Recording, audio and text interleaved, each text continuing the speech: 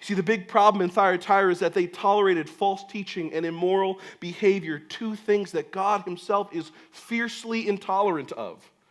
And Jesus doesn't pat them on the back. He doesn't just applaud them for being open-minded and welcoming and affirming.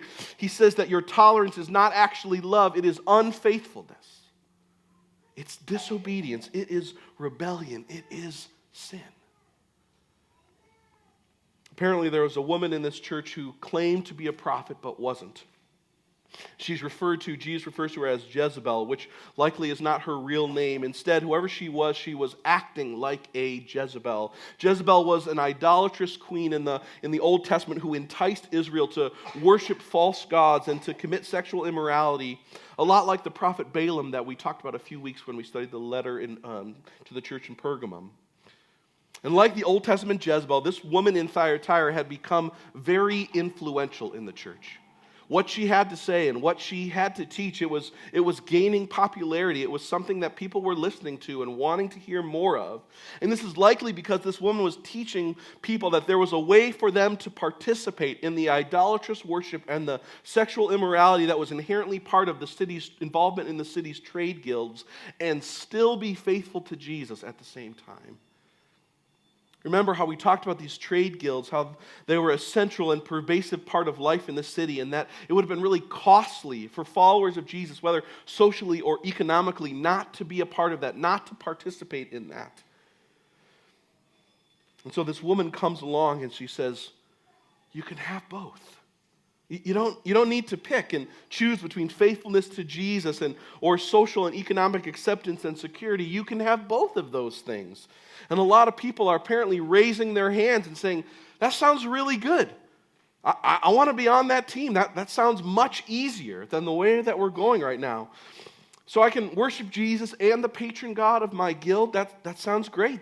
I can give money to my guild, but also to the church. I can go to church and hear about sexual purity, but then at the end of the guild feast, if things get a little crazy, I can indulge in a little sexual immorality. Nobody's perfect. It's just the way things are. This would be like somebody in our day, someone who becomes very popular because they say, you can still be a faithful Christian and also believe that there are other ways to God. Everyone's just on a different path. Just choose whichever one you want to be on. You can be a faithful Christian and also believe and practice whatever other forms of spirituality you want. You can just pray to whoever you want to pray to, whoever you think will answer you, whatever route you want to go down. It's okay. Just merge them all together. It's fine. You can be a faithful Christian and pursue whatever kind of sexual relationship you want. You can do that with someone you're not married to. You can do that with someone of the same gender. You can do that with someone on the other end of a screen. God doesn't judge, and so we shouldn't judge, and we should be tolerant and diverse, and Jesus loves you, and we love you, and so who are we to judge? And Jesus says, I have this against you. You tolerate that. You allow it. You affirm it in your body, in your church. And Jesus says, but I do not. But I do not. See, Thyatira's strengths and weaknesses, they're the inverse of the church in Ephesus.